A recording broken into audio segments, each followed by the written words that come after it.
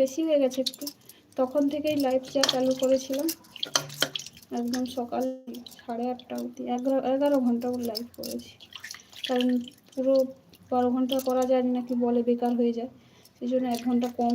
রেখে কেটে দিয়েছি।